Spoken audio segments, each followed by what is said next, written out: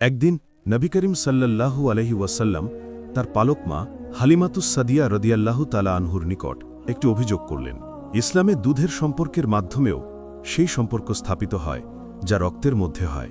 তাই হালিমাতুস সাদিয়া রাদিয়াল্লাহু তাআলা আনহু রাসূল আকরাম সাল্লাল্লাহু আলাইহি ওয়াসাল্লামের পালক মা হিসেবে বিবেচিত হয়ে থাকেন।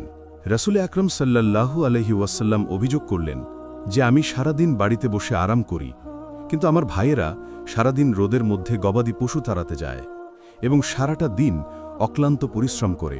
আমি তাদেরকে সাহায্য করলে তাদের কষ্ট কিছুটা হলেও কমবে।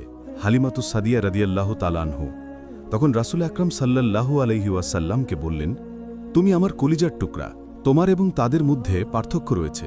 কিন্তু রাসূল আকরাম সাল্লাল্লাহু আলাইহি ওয়াসাল্লাম হালিমাতুস সাদিয়ার কোনো কথাই মানতে চাইলেন না। তিনি বললেন, আমি এটা কোনোভাবেই মানতে পারছি না যে একই ঘরে বসবাসকারী ভাইদের মধ্যেও একজন আরামে থাকবে আর বাকিরা কষ্ট করবে।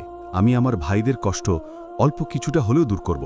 হালিমাতুস সাদিয়া রাদিয়াল্লাহু তাআলা আনহু রাসূল আকরাম সাল্লাল্লাহু আলাইহি ওয়াসাল্লামকে বোঝানোর সর্বোচ্চ চেষ্টা করলেন, কারণ এটা শুধু তাদের পারিবারিক বিষয় ছিল না, বরং সম্পূর্ণ গোত্রের সম্মানের বিষয় ছিল।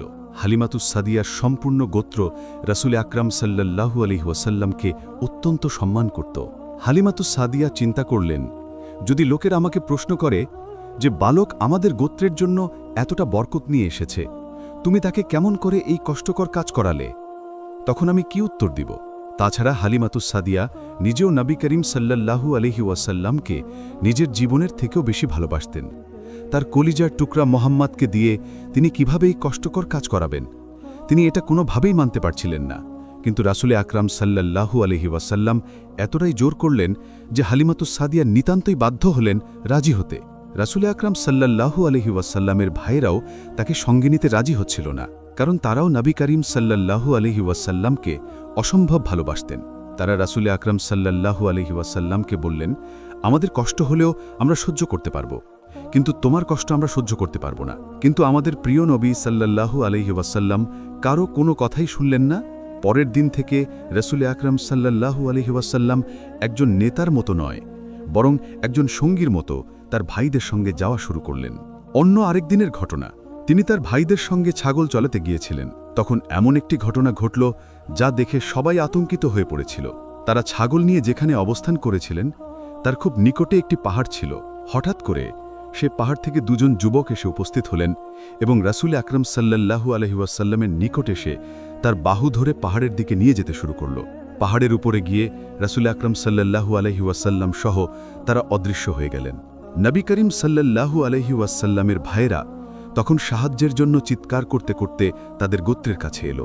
তারা কাঁদতে কাঁদতে হালিমাতুস সাদিয়াকে বললেন, অবিশ্বাস্য একটা ঘটনা ঘটে গেছে। আমাদের সে ভাই যাকে আপনি মক্কা থেকে নিয়ে এসেছেন, দুজন অচেনা লোক তাকে নিয়ে পালিয়ে গেছে। অপ্রত্যাশিত এই খারাপ খবরে হালিমাতুস সাদিয়ার পায়ের নিচ থেকে মাটি সরে গেল। তার মাথায় যেন আসমান ভেঙে পড়ল। তিনি থরথর করে কেঁপে উঠলেন। হালিমাতুস সাদিয়া তখন আব্দুল মুত্তালিবের সেই কথা স্মরণ করতে লাগলেন। আব্দুল মুত্তালিব বলেছিলেন, এই শিশুর সুরক্ষার প্রতি কড়া নজর রাখবে, কারণ শত্রুরা তার পেছনে লেগেই থাকবে। এই ঘটনা স্মরণ করে তিনি আরও আতঙ্কিত হয়ে পড়লেন এবং গোটা গোত্রের সাহায্যের আবেদন করলেন। গোত্রের সমস্ত পুরুষেরা খুব দ্রুত সেই পাহাড়ের দিকে ছুটে গেল। যখন তারা পাহাড়ে পৌঁছালেন তখন তারা আরও অবাক হয়ে দেখতে পেলেন যে রাসূল আকরাম সাল্লাল্লাহু আলাইহি ওয়াসাল্লাম নিরাপদেই রয়েছেন এবং তিনি সেখানে বসে বিশ্রাম করছেন। তার মাথায় মুকুট, গায়ে রাজকীয় পোশাক। দুজন যুবক তার ডান এবং বাম পাশে বসে তার দেহ মোবারক মালিশ করছেন, ঠিক যেন একজন দাস তাদের মালিকের সেবায় নিয়োজিত।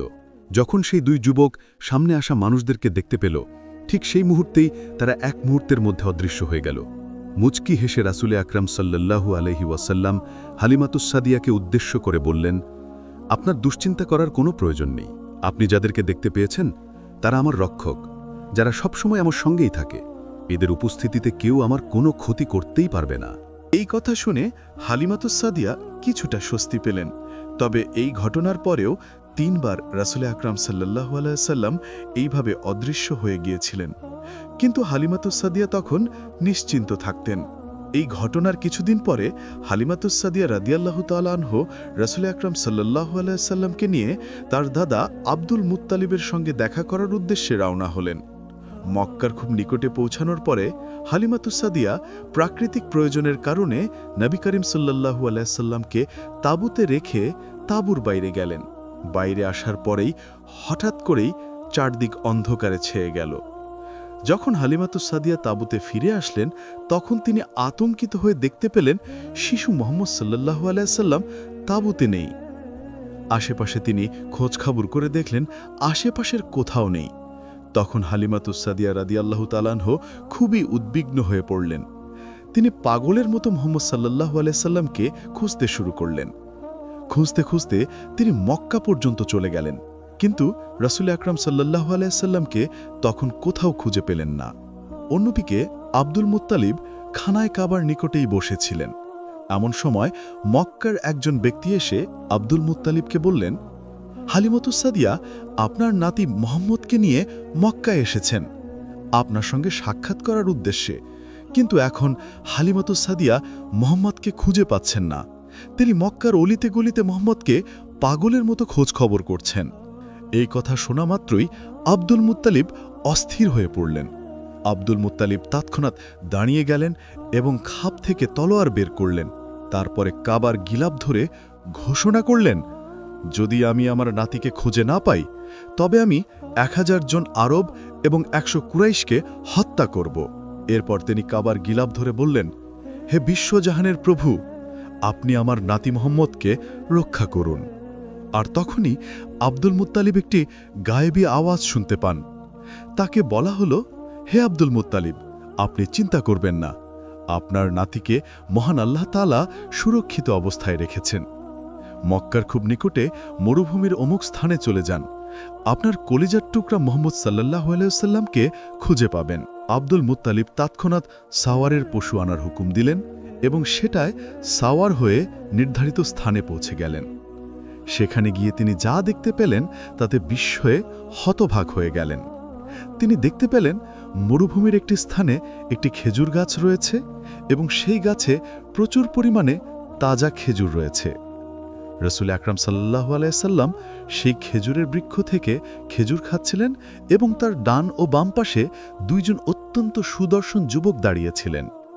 আর তখনই আব্দুল মুত্তালিব আন্দাজ করে বুঝে নিলেন এই বালকই তার নাতি, কারণ জন্মের পর থেকে নবী করিম সাল্লাল্লাহু আলাইহি সাল্লাম হালিমাতুস সাদিয়ার নিকটে ছিলেন। তারপর থেকে তিনি মুহাম্মদ সাল্লাল্লাহু আলাইহি সাল্লামকে আর দেখেননি।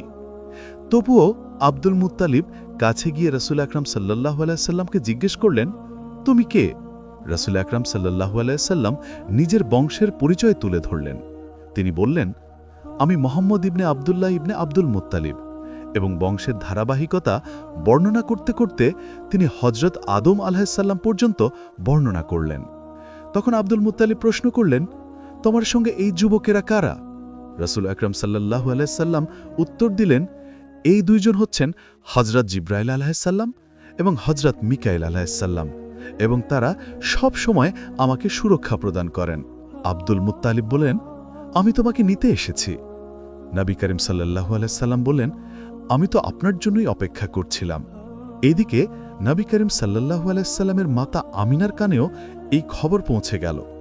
তার কলিজার টুকরা মুহাম্মদ মরুভূমিতে হারিয়ে গেছে, এই খবরে তিনিও অস্থির হয়ে ঘর থেকে বাইরে চলে আসলেন। অন্যদিকে আব্দুল মুত্তালিব নবী করিম সাল্লাল্লাহু আলাইহি সাল্লামকে নিয়ে মক্কায় প্রবেশ করলেন।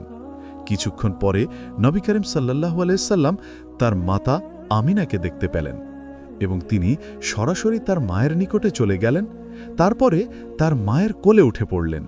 নবী করিম সাল্লাল্লাহু আলাইহি সাল্লামের মাতা আমিনার সঙ্গে যে সমস্ত মহিলারা ছিলেন এই ব্যাপারটা দেখে বিস্মিত ও অভিভূত হয়ে পড়লেন যে বালক জন্মের মাত্র 8 দিন পর থেকে তার মাকে আর দেখেনি, সেই বালক কিভাবে এত আত্মবিশ্বাস এবং নিশ্চিন্তার সঙ্গে তার মায়ের কোলে চলে গেল।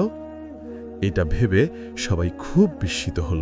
এই সময় হালিমাতুস সাদিয়া রাদিয়াল্লাহু তাআলা আনহু নবী করিম সাল্লাল্লাহু আলাইহি ওয়াসাল্লামকে খুঁজতে খুঁজতে সেখানে এসে উপস্থিত হলেন। নবী করিম সাল্লাল্লাহু আলাইহি ওয়াসাল্লামকে দেখে তার দেহে যেন প্রাণ ফিরে এলো। তিনি দৌড়ে নবী করিম সাল্লাল্লাহু আলাইহি ওয়াসাল্লামের নিকটে গেলেন এবং তাকে জড়িয়ে ধরলেন। তখন আব্দুল মুত্তালিব বললেন, হে হালিমাতুস সাদিয়া, তোমাকে মুহাম্মাদের সুরক্ষা আরও বাড়িয়ে যেতে হবে, কারণ আজ মক্কায় ইহুদিলের একটি দল এসেছে। তারা যদি কোনো ক্রমে এই ঘটনার কথা জানতে পারে তবে তারা মুহাম্মাদের অবস্থান সম্পর্কে অবগত হয়ে যাবে। হালিমাতুস সাদিয়া প্রতিশ্রুতি দিয়ে বললেন, আমি আমার নিজের জীবন দিয়ে হলেও আমার কলিজার টুকরা মুহাম্মদকে রক্ষা করব। এরপর বেশ কিছুদিন মক্কায় অবস্থান করার পরে হালিমাতুস সাদিয়া রাদিয়াল্লাহু তাআলা আনহু নবী করিম সাল্লাল্লাহু আলাইহি ওয়াসাল্লামকে নিয়ে তার নিজের গোত্রে ফিরে গেলেন। আর এইভাবে ধীরে ধীরে সময় অতিবাহিত হয়ে যাচ্ছিল। নবী করিম সাল্লাল্লাহু আলাইহি ওয়াসাল্লামের পাকাপাকিভাবে মক্কায় চলে যাওয়ার সময় এসে উপস্থিত হল। হালিমাতুস সাদিয়া রাদিয়াল্লাহু তাআলা আনহু পাহাড় সমান কষ্ট বুকে নিয়ে নবী করিম সাল্লাল্লাহু আলাইহি ওয়াসাল্লামকে নিয়ে মক্কার উদ্দেশ্যে যাত্রা শুরু করলেন। আগামীকাল থেকে তার কলিজার টুকরা মুহাম্মদ আর তার সঙ্গে থাকবে না, এটা ভেবে হালিমাতুস সাদিয়ার বুকের পাঁজরগুলো যেন একদম ভেঙে যাচ্ছিল। অন্যদিকে আব্দুল মুত্তালিব এবং নবী করিম সাল্লাল্লাহু আলাইহি ওয়াসাল্লামের মা আমিনা নবী করিম সাল্লাল্লাহু আলাইহি ওয়াসাল্লামের ফিরে আসার অপেক্ষায় ছিলেন। নবী করিম সাল্লাল্লাহু আলাইহি ওয়াসাল্লাম মক্কায় ফিরে আসবেন, এই আনন্দে তারা আবির্ভূত ছিলেন। আব্দুল মুত্তালিব হালিমাতুস সাদিয়াকে অনেক পুরস্কার দিলেন। হালিমাতুস সাদিয়া রাদিয়াল্লাহু তাআলা আনহু ফেরার সময় অনেকক্ষণ নবী করিম সাল্লাল্লাহু আলাইহি ওয়াসাল্লামকে জড়িয়ে থাকলেন। এরপর নবী করিম সাল্লাল্লাহু আলাইহি ওয়াসাল্লামকে কপালে চুমু দিয়ে যাত্রা শুরু করলেন। তার চোখ দিয়ে যেন অশ্রুর বন্যা বয়েই যাচ্ছিল। হালিমাতুস সাদিয়ার মনে হতে লাগল তার বুকটা যেন একদম খালি হয়ে গেছে, তার পৃথিবীটা শূন্য হয়ে গেছে। তিনি ডুকরে ডুকরে কাঁদতে লাগলেন। অন্যদিকে নিজের সন্তানকে এতদিন পরে কাছে পাওয়ার আনন্দে আমিনা ছিলেন পৃথিবীর সবচেয়ে সুখী মানুষ। এতদিন তার এই কোল শূন্য ছিল, কিন্তু আজ তার পুত্র মুহাম্মদ তার শূন্যকোল পরিপূর্ণ করে দিয়েছে। নবী করিম সাল্লাল্লাহু আলাইহি ওয়াসাল্লাম তার মায়ের নিকটে মাত্র 1 বছর থাকার সুযোগ পেলেন। যখন নবী করিম সাল্লাল্লাহু আলাইহি ওয়াসাল্লাম 6 বছরে পা রাখলেন, সেই সময় কোনো এক রাতে জানাবা আমিনা তার স্বামী আব্দুল্লাহকে স্বপ্নে দেখতে পেলেন। স্বপ্নে তার স্বামীকে দেখে তিনি খুবই আবেগপ্রবণ হয়ে উঠলেন। সকালে ঘুম থেকে ওঠার পরে তিনি আব্দুল মুত্তালিবের নিকটে গিয়ে বললেন, আমি মদিনায় গমন করতে চাই, সেখানে আমার মা বাবা রয়েছেন, তাছাড়াও সেখানে আমার পুত্র মুহাম্মদের পিতা আব্দুল্লাহর কবর রয়েছে, আমি সেই কবর জিয়ারত করতে চাই। আব্দুল মুত্তালিব অনুমতি দিলেন। আমিনা তখন রাসূল আকরাম সাল্লাল্লাহু আলাইহি ওয়াসাল্লাম, দাসী উম্মে আয়মান, একজন দাস, 3টি উট এবং প্রয়োজনীয় জিনিসপত্র নিয়ে রওনা হলেন। এই ছোট্ট কাফেলা মক্কা থেকে মদিনার উদ্দেশ্যে যাত্রা শুরু করল। সফর শেষে তারা মদিনার বানু নাজ্জার গোত্রের নিকট পৌঁছে গেল। এই গোত্রই ছিল নবী করিম সাল্লাল্লাহু আলাইহি ওয়াসাল্লামের নানাবাড়ির গোত্র। এটাই সেই গোত্র যারা নবী করিম সাল্লাল্লাহু আলাইহি ওয়াসাল্লামকে মক্কা থেকে মদিনায় হিজরত করার পরে আশ্রয় দিয়েছিল এবং সার্বিক সহযোগিতা করেছিল। বিবি আমিনা 1 মাস সেই গোত্রে অবস্থান করলেন এবং তার স্বামী ও রাসূল আকরাম সাল্লাল্লাহু আলাইহি ওয়াসাল্লামের পিতা আব্দুল্লাহর কবর জিয়ারাত করলেন। সেখানে কিছুদিন অবস্থান করার পরে তিনি মক্কায় ফিরে যাওয়ার ইচ্ছা প্রকাশ করলেন। মদিনা থেকে মক্কার উদ্দেশ্যে এই ছোট্ট কাফেলা আবারও যাত্রা শুরু করল। মদিনা থেকে প্রায় 100 কিলোমিটার দূরত্বে পৌঁছানোর পরে বিশ্রাম করার উদ্দেশ্যে কাফেলাটি যাত্রাবিরতি করল। তারা যে স্থানে যাত্রাবিরতি করেছিলেন সেই স্থানটি বর্তমানে আবুয়া নামে পরিচিত। পুনরায় যাত্রা করার মতো অবস্থা তার আর ছিল না। ছোট্ট এই কাফেলাটি এখানে অবস্থান করতে থাকে এবং আমিনার অসুস্থতা ক্রমেই বাড়তেই থাকে। অবশেষে সেখানে আমিনা ইন্তেকাল করেন। ইন্না লিল্লাহি ওয়া ইন্না ইলাইহি রাজিউন। মাত্র 6 বছর বয়সে রাসূল আকরাম সাল্লাল্লাহু আলাইহি ওয়াসাল্লামকে মায়ের বিচ্ছেদের আঘাত সহ্য করতে হয়েছে। আমিনাকে গভীর শ্রদ্ধার সঙ্গে সেই স্থানে দাফন করা হয়। উম্মে আয়মান 6 বছরের মুহাম্মদ সাল্লাল্লাহু আলাইহি ওয়াসাল্লামকে নিয়ে মক্কার দিকে যাত্রা শুরু করলেন। উম্মে আয়মান মুহাম্মদ সাল্লাল্লাহু আলাইহি ওয়াসাল্লামকে নিয়ে মক্কায় ফিরে আসেন এবং তাকে তার দাদা আব্দুল মুত্তালিবের জিম্মায় দিয়ে দেন। এরপরে রাসূল আকরাম সাল্লাল্লাহু আলাইহি ওয়াসাল্লাম আরও 1 বছর তার দাদার সঙ্গেই থাকেন। যখন হযরত মুহাম্মদ সাল্লাল্লাহু আলাইহি ওয়াসাল্লাম 7 বছরে পা দিলেন, তখন একটি উল্লেখযোগ্য ঘটনা ঘটে। এই ঘটনায় রসুল আকরাম সাল্লাল্লাহু আলাইহি ওয়াসাল্লাম এমন কিছু উপহার লাভ করেন যে উপহার বাকি জীবন তার সঙ্গেই ছিল। ঘটনাটি হল, একবার নবী করিম সাল্লাল্লাহু আলাইহি ওয়াসাল্লামের দাদা আব্দুল মুত্তালিব বাণিজ্যের উদ্দেশ্যে সিরিয়ায় গমন করেছিলেন। এমন সময় ইয়ামেনের বাদশাহ সৈফ মক্কা আক্রমণের ঘোষণা দেন এবং তিনি এটা বলেন যে মক্কাকে তিনি তার শাসনের অন্তর্ভুক্ত করেই নেবেন। যখন আব্দুল মুত্তালিব বাণিজ্য শেষ করে মক্কায় ফিরে আসলেন, তখন তিনি জানতে পারলেন ইয়ামেনের বাদশাহ দূত পাঠিয়ে মক্কা আক্রমণের ঘোষণা দিয়েছেন। মক্কার মানুষের আব্দুল মুত্তালিবের নিকটে এসে তাদের বিপদের কথা বললেন। আব্দুল মুত্তালিব মক্কার মানুষের নিরাপত্তা নিশ্চিত করতে চাইলেন এবং তিনি বললেন, আমি নিজে ইয়ামেনের বাদশার নিকটে যাব এবং আমি আশা করছি তাকে আমি এটা বোঝাতে সক্ষম হব যে মক্কা মহান আল্লাহ তাআলার সম্মানিত শহর। এখানকার মানুষের উপরে কোনো ধরনের কর আরোপ করা কিংবা অন্যায় করা উচিত হবে না। তিনি ছোট্ট একটি দল প্রস্তুত করলেন এবং মক্কা থেকে ইয়ামেনের উদ্দেশ্যে রওনা দিলেন। যাওয়ার আগে তিনি তার পুত্রকে ডেকে মুহাম্মদ সাল্লাল্লাহু আলাইহি ওয়াসাল্লামকে সঠিকভাবে যত্ন নেওয়ার কথা বলে গেলেন। তিনি আরও বললেন, যদি আমি ফিরে আসার পরে শুনতে পাই তোমরা সঠিকভাবে মুহাম্মদের নিরাপত্তা বিধান করনি, তবে আমি পিটা হয়ে পুত্রদের বিরুদ্ধে অস্ত্র ধারণ করব। এরপরে আব্দুল মুত্তালিব তার কাফেলা নিয়ে ইয়ামেনের উদ্দেশ্যে রওনা হলেন। অন্যদিকে ইয়ামেনের বাদশাহ কঠোরভাবে নির্দেশ দিয়েছিলেন, আমি কিছুদিন একান্ত বিশ্রাম করব। আমার বিশ্রাম শেষ হলে আমি মক্কার ব্যাপারে সিদ্ধান্ত নেব। আমার বিশ্রামের সময় আমার বিশ্রাম মহলে কেউ যাতে প্রবেশ করতে না পারে, এমনকি আমার সন্তানরাও নয়। অন্যদিকে আব্দুল মুত্তালিব তার কাফেলা নিয়ে কয়েকদিনের মধ্যেই যাত্রা শেষ করে ইয়ামেনে পৌঁছে গেলেন।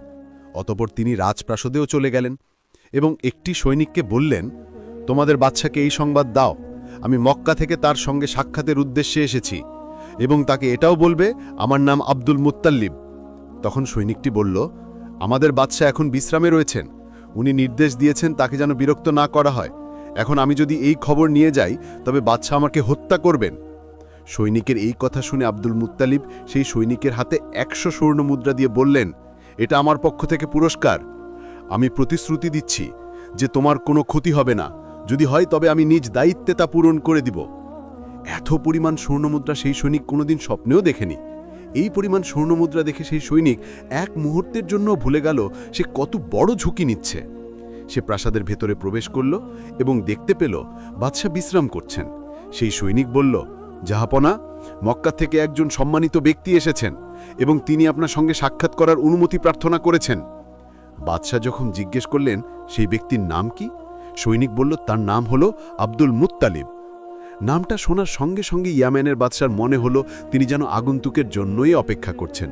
অথচ বাদশাহ বলেছিলেন, আমি বিশ্রাম নেওয়ার সময় যদি কেউ আমাকে বিরক্ত করো তবে আমি তাকে হত্যা করব, এমনকি সে যদি আমার পুত্র হয়। ইয়ামেনের বাদশাহ তার সেই কথা ভুলে গেলেন। তিনি সৈনিককে বললেন, তাকে সম্মানে আমার নিকটে নিয়ে আসো। ইয়ামেনের বাদশার এমন কথায় বোঝা গেল মক্কা আক্রমণের পরিকল্পনার পিছনে তার কোনো উদ্দেশ্য ছিল না।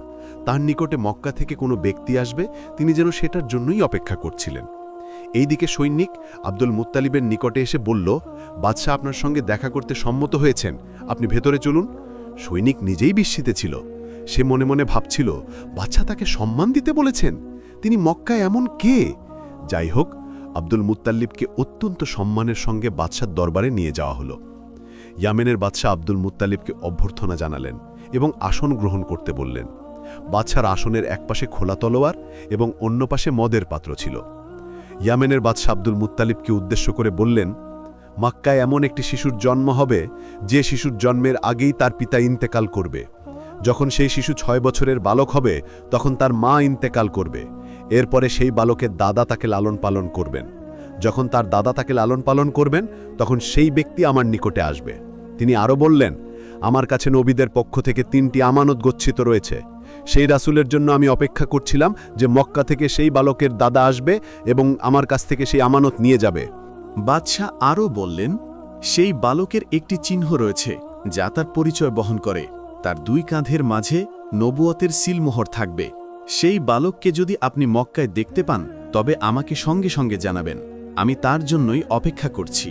আব্দুল মুত্তালিব নিশ্চিতভাবেই বুঝতে পারলেন যে বাদশাহ রাসূলে আকরাম সাল্লাল্লাহু আলাইহি ওয়াসাল্লাম এরই কথা বলেছেন, কিন্তু তিনি ভাবছিলেন কিভাবে এই ব্যাপারটা ব্যাখ্যা করবেন। আব্দুল মুত্তালিব এটা সরাসরি বলতে পারলেন না যে আপনার বর্ণিত সেই বালক আমার নাতি, কারণ বাদশাহ যদি মনে করে আমানতের কথা শুনে তিনি নিজেই এই দাবি করেছেন তাহলে ভুল বোঝাবুঝির সৃষ্টি হতে পারে। আবার তিনি এটাও বলতে পারছিলেন না যে যখন শিশু আসবে তখন তিনি তা জানাবেন, কারণ তাহলে এটা ভুল প্রতিশ্রুতি হবে।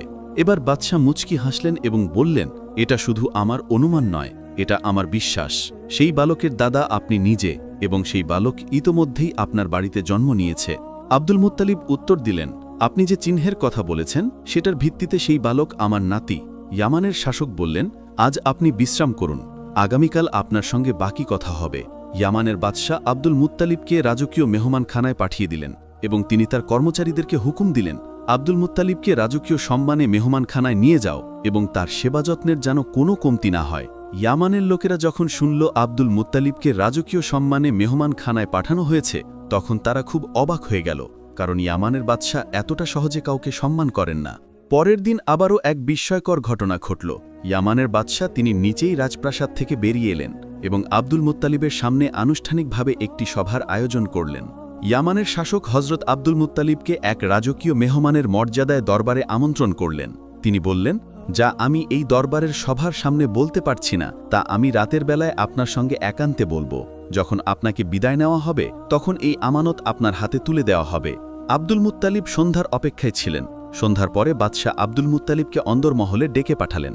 ইয়ামানের বাদশাহ আব্দুল মুত্তালিবকে 3টি প্রাণী উপহার হিসেবে দিলেন এবং বললেন, এই 3টি প্রাণী আমার পক্ষ থেকে আপনার সেই নাতির জন্য উপহার যিনি মহান আল্লাহ পাক রব্বুল আলামিনের শেষ রাসূল হবেন। সে নবুয়াত পাওয়া পর্যন্ত যদি আমি বেঁচে থাকি তবে আমি আমার জীবন দিয়ে হলেও তাকে সাহায্য করব। ইয়ামানের বাদশাহ আব্দুল মুত্তালিবকে একটি উটনী, একটি খচ্চর এবং একটি ঘোড়া উপহার দিলেন। এই উটনী ইসলামের ইতিহাসে বিশেষভাবে গুরুত্বপূর্ণ, কারণ রাসূলে আকরাম সাল্লাল্লাহু আলাইহি ওয়াসাল্লাম তার বিজয় হজের সময় এই উটনীর উপরে সওয়ার হয়ে তার শেষ খুতবা প্রদান করেছিলেন। এই উটনী ইয়ামানের বাদশার পক্ষ থেকে রাসূলে আকরাম সাল্লাল্লাহু আলাইহি ওয়াসাল্লামের জন্য উপহার দেওয়া হয়েছিল। এই 3টি প্রাণী রাসূলে আকরাম সাল্লাল্লাহু আলাইহি ওয়াসাল্লামের সঙ্গে মদিনাতেও ছিল। ইয়ামানের শাসকের দেওয়া এই উপহারগুলো নবী করিম সাল্লাল্লাহু আলাইহি ওয়াসাল্লামের নিকটে পৌঁছে দেওয়া হয়েছিল এবং তার জীবনের শেষ মুহূর্ত পর্যন্ত এই পশুগুলো তার সঙ্গেই ছিল। ইয়ামানের বাদশাহ ওই 3টি প্রাণী সম্পর্কে বলেছিলেন, এই উটনীতে টানা 6 মাস ভ্রমণ করলেও এটা ক্লান্ত হয় না এবং এর সওয়ারকে কোনোভাবেই বিরক্ত করে না। এই ঘোড়াটি এমন যা অতুলনীয় গতিসম্পন্ন এবং অস্বাভাবিক শক্তিশালী। এই খচ্চর এমন যে এর উপরে মানুষ ভ্রমণ করলে মানুষ বিশ্রামের আনন্দ উপভোগ করতে পারে। তিনি আরও বললেন, এই 3টি উপহার বিশেষভাবে আপনাদের জন্য, এবার এগুলো সঙ্গে নিয়ে যান। আগামী বছর যখন আপনি আসবেন তখন আমি আপনাকে একটি গুরুত্বপূর্ণ গোপন তথ্য জানাবো, আর এটা হলো নবীদের সত্য ঘটনার মধ্যে একটি, এবং এই তথ্য আমার বুকে খুবই সুরক্ষিত অবস্থায় রয়েছে। আমি তা আপনাকে জানাবই যাতে আপনি আপনার পরিবারের মানুষদেরকে এই গোপন তথ্য জানাতে পারেন। তিনি হজরত আব্দুল মুত্তালিবকে বললেন, আপনি আপনার নাতিকে খুবই সাবধানে রাখবেন, তার সুরক্ষার ব্যাপারে সর্বোচ্চ গুরুত্ব দিবেন এবং আগামী বছর অবশ্যই আমার সঙ্গে সাক্ষাৎ করবেন। মনে রাখবেন, আমি ইতোমধ্যেই সেই বালকের নবুয়তের প্রতি বিশ্বাস স্থাপন করেছি। যদি আমি জীবিত থাকি তবে আমি তার জন্য তলোয়ার হাতে তুলে নিব এবং তাকে সাহায্য করব। রাজপ্রাসাদ থেকে বিদায় নিয়ে আব্দুল মুত্তালিব মক্কার উদ্দেশ্যে রওনা দিলেন এবং দীর্ঘ পথ অতিক্রম করে মক্কায় পৌঁছালেন। মক্কায় পৌঁছেই তিনি সবার প্রথমে নবী করিম সাল্লাল্লাহু আলাইহি ওয়াসাল্লামকে বুকে জড়িয়ে ধরলেন এবং তিনি নবী করিম সাল্লাল্লাহু আলাইহি ওয়াসাল্লামকে বললেন, তোমার জন্য এই 3টি উপহার নিয়ে এসেছি। রাসূলে আকরাম সাল্লাল্লাহু আলাইহি ওয়াসাল্লাম অত্যন্ত আনন্দের সঙ্গে সেই উপহারগুলো গ্রহণ করলেন এবং এই উপহারগুলো নবী করিম সাল্লাল্লাহু আলাইহি ওয়াসাল্লামের বাকি জীবন তার সঙ্গেই থেকে যায়। আলহামদুলিল্লাহ, এই ছিল আজকের গল্প। আশা করি এই গল্প থেকে আমরা সবাই শিক্ষা নেব আর আমাদের ঈমান আরও দৃঢ় হবে ইনশাআল্লাহ। যদি গল্পটি ভালো লেগে থাকে তাহলে ভিডিওটিতে একটি লাইক দিন, আর এমন অনুপ্রেরণাদায়ক ইসলামিক গল্প শুনতে আমাদের চ্যানেলটি সাবস্ক্রাইব করুন। মন্তব্যে লিখে জানান পরের গল্পে আপনি কি শুনতে চান। পরবর্তী ভিডিওতে আবার দেখা হবে। ততদিন পর্যন্ত আল্লাহ হাফেজ।